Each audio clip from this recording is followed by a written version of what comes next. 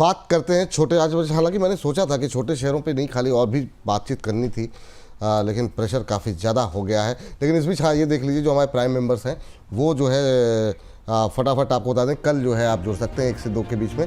Prime member के लिए प्रदीप हल्दर जी रहेंगे 1 से 2 के बीच में, और ये शुभम शंखधर जी कार्यक्रम करेंगे, तो आप दोपहर 1 से 2 प्राइम मेंबर जो हमारे हैं उनके लिए कार्यक्रम होगा। चलिए अब जरा आते हैं, शुरुआत कहाँ से की जाए सर? शुरुआत करना चाहेंगे, फिर बैंकों के साथ ही शुरू करना चाहें। आज काफ़ी सारी क्वेरीज जो है वो कैनरा बैंक को लेकर के थी, और कैनरा बैंक आपको पसंद भी है, तो कैनरा बैंक आज का पहला शेयर होगा ये हमारे छोटे शेयरों का, और 100 के आसपास है भी, 110 के आसपास। क्या कब चलेगा, क्या होगा? बीच में अच्छी रैली भी रही इस हफ्ते, फिर थोड़ा सुस्त पड़ गया। आपकी टिप्पणी क्या है सर? सर देखिए, इसमें अभी तक आपको मूवमेंट देखने को नहीं मिला है जिस तरीके से ये चल रहा है। अब ये फाइनली सर हम बार बार बोलते थे इसको हल्का सा डिस्टेंस 109 रुपए पे मिल सकता है, उसके ऊपर मेंटेन कर रहा है। और अगर आपने लोअर लेवल पे ले रखा है तो बिल्कुल आप विचलित ना हो। जिस तरीके से अभी ये चल रहा है, आपको 118 रुपए तक का मूवमेंट तो डायरेक्टली स्ट्रेट अवे करता हुआ दिखा सकता है। और उसके बाद अगर आप इसको मीडियम टर्म के लिए होल्ड करते हैं तो 118 को जैसे ही ये ब्रीच करेगा और मेंटेन करेगा, फिर ये लेवल खोलेगा 128 से 132। पोजीशन बनाए रखें, कोई भी परेशानी नहीं है। कोई भी परेशानी नहीं है कैनरा बैंक को लेकर के। चूंकि बैंकों की बात चल रही है तो मैं चाहूँगा कि कुछ एक और बैंक जो जैसे सेंट्रल बैंक पे अभी हम लोग बात कर रहे थे, हम लोगों ने कई बार बात की है। यूको बैंक है 2829 का, साउथ इंडियन बैंक है। इनमें कोई मतलब इन 3 बैंकों में चुनना हो तो कोई एक दो चुनेंगे, या फिर क्या टिप्पणी रहेगी आपकी, खासतौर से जैसे यूको बैंक पे कई बार आपसे बात हुई? सर यूको बैंक देखिए अभी तक बिल्कुल भी परफॉर्म नहीं कर रहा है। यूको बैंक बहुत देश का पुराना और एक अच्छा बैंक है। इनका कासा भी ढंग का है। मेरी समझ से जिन लेवल्स पे चल रहा है, यहाँ पे अगर आप पोजीशन बनाते हैं और आप इसको समय दे पाते हैं तो सबसे पहला टारगेट थोड़ा छोटा रहेगा क्योंकि बैंक भी छोटा है, बट परसेंटेज टर्म्स में अच्छा होगा। 34 रुपीज का पहला टारगेट होगा। और मीडियम टर्म के लिए अगर आप होल्ड करते हैं तो बहुत आराम से होल्ड करिए, 52 रुपए तक भी आपको जाता हुआ दिखा सकता है। यूको बैंक एक अच्छा बैंक है, बिल्कुल आप पोजीशन बना सकते हैं। बना सकते हैं। चलिए ये बात यूको बैंक को लेकर के निकल करके आई है। सर ये साउथ इंडियन पे हम लोगों ने कई बार बात की, जो है अभी क्या करना चाहिए, क्योंकि ये इसका लास्ट ईयर जो है ना वो राइट इशू आया था, उसके बाद से ये ऐसा सुस्त हुआ कि क्या ही कहा जाए। अभी भी 29-30 की रेंज में ही है, उससे ऊपर जा नहीं पाया। क्या टिप्पणी रहेगी आपकी साउथ इंडियन बैंक को लेकर के? सर देखिए, वैसे तो हमारे जो पीएसयूज भी हैं वो कोई बहुत अच्छा परफॉर्मेंस करते हुए नहीं दिखाए हैं, बट तब भी साउथ इंडियन बैंक से ना एक सेंस ऑफ कंफर्ट पहले भी आप देखें जब भी बात होती है थोड़ा सा मैं अनकंफर्टेबल ही रहता हूं साउथ इंडियन बैंक से। जबकि आप अगर फंडामेंटल फैक्टर्स जो मैं कवर करता हूं उसके लिए अगर आप देखें तो 40 रुपए की प्राइस टू बुक वैल्यू है, तो कम से कम 40 रुपए का भाव तो इसमें होना ही चाहिए। बट नहीं है सर, इंटरेस्ट कवरेज रेशियो भी बहुत ज्यादा कंफर्टेबल नहीं है। और अगर आप देखें प्राइवेट बैंक्स में सबसे ज्यादा अंडर परफॉर्म कर रहा है। जिस तरीके से चल रहा है, अगर आपकी पोजीशन है जहां भी आपको मौका मिले कहीं भी 32-34 रुपए के आसपास आप चाहें तो एग्जिट कर लें। फ्रेश एंट्री के लिए sir we have better propositions, क्यों इसमें पैसा डालें। ठीक। अब सर एक जो खबर आई आज, और ये संडे को हमारे दर्शक देखेंगे कार्यक्रम डिटेल में, तो ये जो खबर आई क्योंकि टेलीफोन वोडाफोन के अंदर जो घंटी बजी है, बीच में लोग काफ़ी नर्वस हो गए थे कि काफ़ी सारे नीचे के टारगेट लोग देने लगे, और मोतीलाल ओसवाल से लेकर के कई जगहों से आ रही थी खबरें।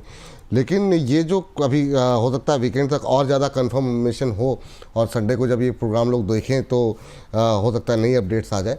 लेकिन अभी जो अपडेट्स आ रही हैं कि एजीआर को लेके कुछ फैसले हो सकते हैं और माफ़ी मिल सकती है, या फिर स्लैश किया जा सकता है, कुछ कटौती हो सकती है, राहत मिल सकती है। इसका फ़ायदा कितना मिल सकता है, और आपके टारगेट्स एक बार फिर से अगर ये सेगमेंट जब लोग देखें तो वोडाफोन पे क्या रहेंगे?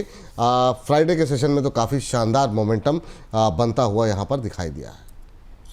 सर देखिए, वोडाफोन के लिए ना हम वापस से कुछ चीजें हैं जो हम हमेशा डिस्कस करते हैं, क्योंकि इस पे वीडियो हम स्पेसिफिकली इसकी बात कर रहे हैं।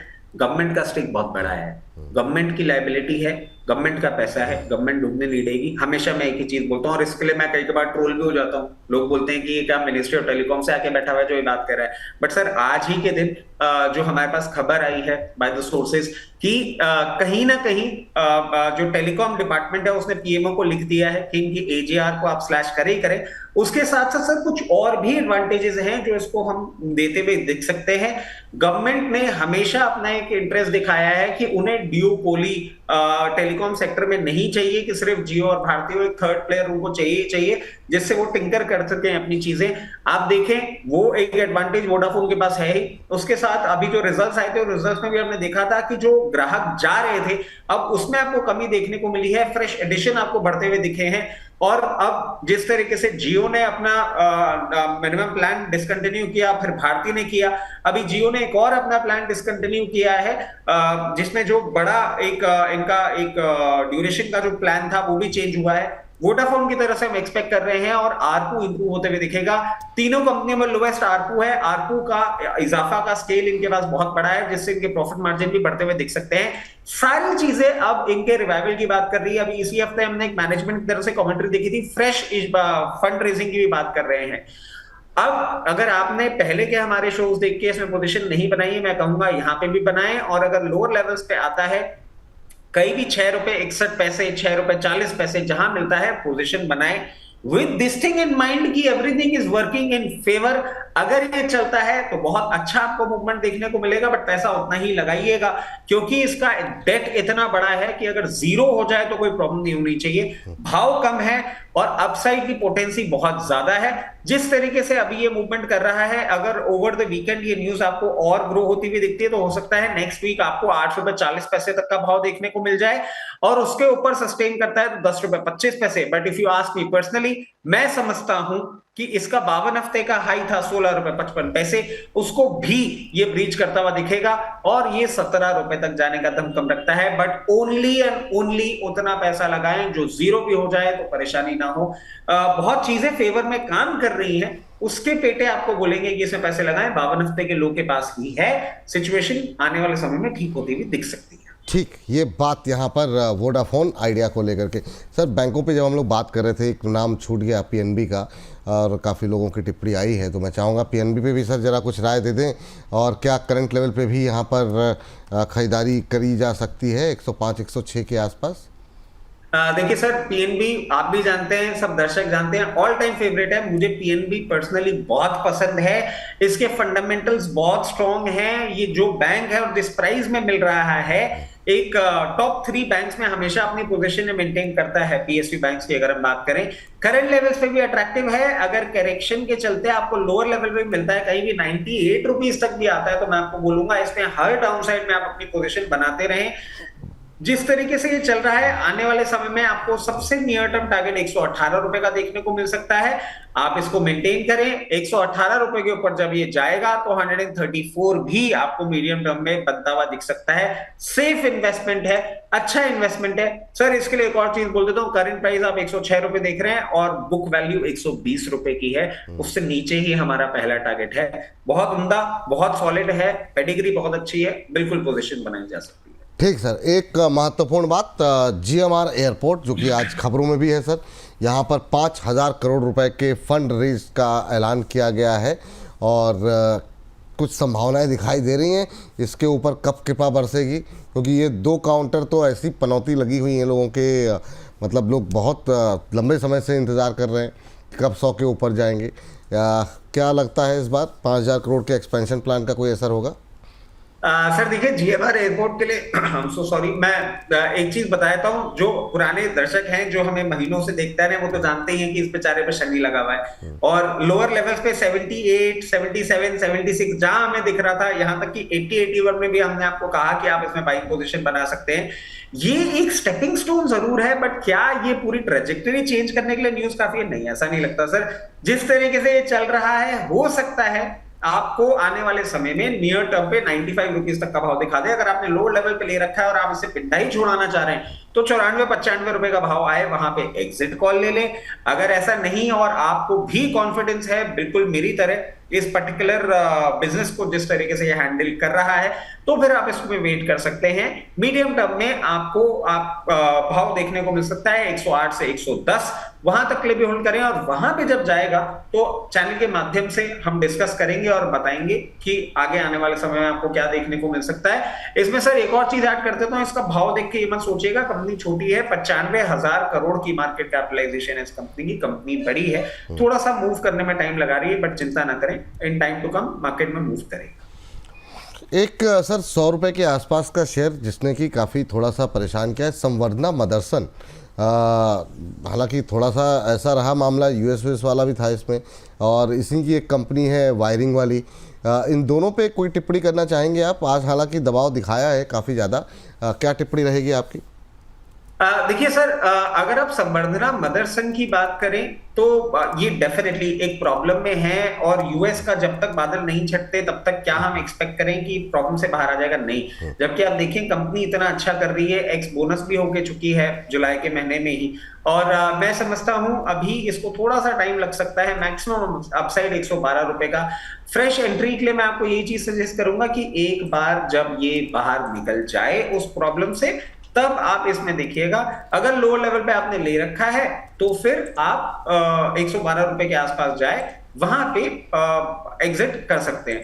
अब सर इसकी एक डीमर्ज कंपनी जो है मदरसन सुमी वायरिंग, इसके लिए मैं आपको एक चीज बताता हूं sir, and like I told you, हम कुछ रिसर्च कर रहे थे ऑटो सेक्टर में, हमको कई इंस्टीट्यूशंस में इसके बारे में बताना था।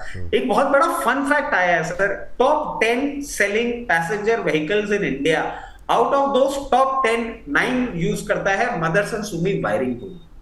आप समझिए कितना बड़ा मार्केट शेयर है इस पर्टिकुलर कंपनी का, कि ये टॉप 10 में से 9 को सर्व कर रही है। मल्टी ब्रांड्स पे इनका ओईएम सप्लाई है। जिस तरीके से ये मेंटेन कर रहा है अब 39 के ऊपर, मैं समझता हूं आप इसमें बिल्कुल अपनी पोजीशन मेंटेन कर सकते हैं। लोअर लेवल्स में हमने बाइंग कॉल दी थी, और मैं आपको ये बताना चाहूंगा बहुत जल्दी आपको 49 तक के लेवल्स देखने को मिल सकते हैं, बट 49 पे अगर आप नहीं निकले तो ज्यादा बेटर रहेगा, क्योंकि इन टाइम टू कम अगर मीडियम टर्म में आप ये होल्ड करते हैं तो ये 68 रुपए तक का भी भाव आपको दिखा सकता है। लोअर लेवल पे भी हम एडवोकेट कर रहे थे, अभी भी बोलेंगे अच्छा स्टॉक है, लोअर लेवल पे चाहे तो पोजीशन बनाए, निकले नहीं, एक अपसाइड की तैयारी कर चुका है।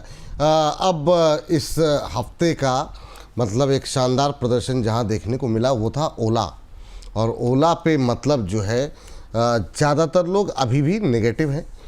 आपकी राय क्या कुछ परिवर्तित हुई है? अब इधर जो है शानदार रैली के बाद अब प्रॉफिट बुकिंग देखने को मिल रही है, फ्रेश एंट्री के लिए क्या कोई गुंजाइश है, या फिर जो लोग हायर लेवल पे हैं एवरेजिंग की कोई गुंजाइश है? काफ़ी कुछ बदला है इन्होंने, हमने अपने अलग अलग कार्यक्रमों में आपके साथ बताया भी कि बहुत एनालिस्ट की मीटिंग भी की, एक्सपर्ट की मीटिंग की, नए प्रोडक्ट लॉन्च हुए हैं, काफ़ी कुछ बदला है। आपकी टिप्पणी क्या कुछ सलाह रहेगी यहाँ पे ओला इलेक्ट्रिक पे? सर एक चीज बोलना चाहूंगा, और सारे दर्शक जानते हैं बुद्धि थोड़ी बॉट है, अब मैं क्या करूं, इसका मेरे पास कोई इलाज नहीं है। मैं सिर्फ प्राइस एक्शन को देख के ना सर अपना फंडामेंटल व्यू नहीं बदलता। दर्शकों को एक चीज बताया था सर, रिटर्न ऑन इक्विटी है -108%, रिटर्न ऑन कैपिटल है -28%।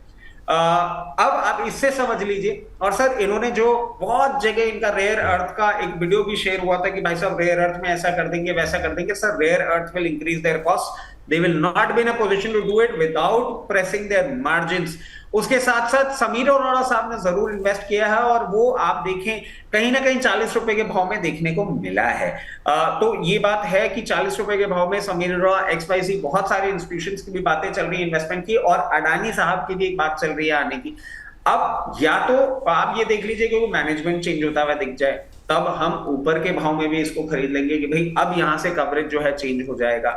जब तक नहीं होता है, जब तक जियो की त्यों सिचुएशन बनी हुई है, सभी दर्शकों को एक ही चीज बोलूंगा जो हम शुरू से बोल रहे हैं, 53-54 लेवल्स पे आए, वहां पे अपना प्रॉफिट बुक कर लें। 40 रुपए के भाव में आता है और आपको इस पर्टिकुलर बात पे कॉन्फिडेंस दिखता है कि साहब अरोड़ा साहब ने खरीदा है या XYZ इंस्टीट्यूशंस ने खरीदा है, इसलिए इसमें कोई तेजी आ सकती है, तो 40 रुपए के बॉटम पे अगर चाहें तो वापस वहां पे पोजीशन बना लें। बिकॉज एक सर बात बोलते हैं ना कि ये धुआं बिना आग के नहीं होता, धुआं तो उठा है, अब आग किस तरीके से लगी है वो जब तक अनमाइंड नहीं होगी तब तक व्यू चेंज करना मुश्किल है। प्रॉफिट बुकिंग के मोड पे ही रहूंगा। हाँ, जो हमारा 9 रुपए का टारगेट था अब वो तो थोड़ा सा मुश्किल लगता है जिस तरीके से बाइंग हुई है, बट अभी भी बुलिश स्टांस नहीं है, फ्रेश बाइंग के लिए तो मैं बिल्कुल नहीं हूँ। फ्रेश बाइंग के लिए करंट लेवल पे नहीं, 40 के आसपास आता है तो आपने कहा ना कि अगर अगर रिस्क लेना चाहें तो ले सकते हैं। तो बस ठीक है सर, चलिए ये बात हो गई। एक और अच्छा प्रदर्शन करने वाली कंपनी थी, वो आपकी पसंदीदा है, इस पे तो आपका राय थोड़ी सी अलग थी, SJVN। ये इस पे बात जो है करनी ज़रूरी है। काफ़ी शानदार प्रदर्शन रहा है। शुक्रवार के सत्र में भी हमने देखा, गिरते बाज़ार में भी ये पॉजिटिव नोट पे बंद होता हुआ दिखाई दिया। 99-100 के आसपास पहुंच गया है और शुक्रवार को इसने जो हाई लगाया है वो 100 रुपये का लेवल टच किया है एक बार। क्या भरोसा फिर से जम रहा है आपका? कहाँ पे फ्रेश एंट्री लें? क्या 103 का लेवल क्रॉस करने के बाद, 106 का लेवल क्रॉस करने के बाद, या करंट लेवल पे भी बाय किया जा सकता है? और जो लोग हायर लेवल पे हैं उनको क्या सलाह देंगे?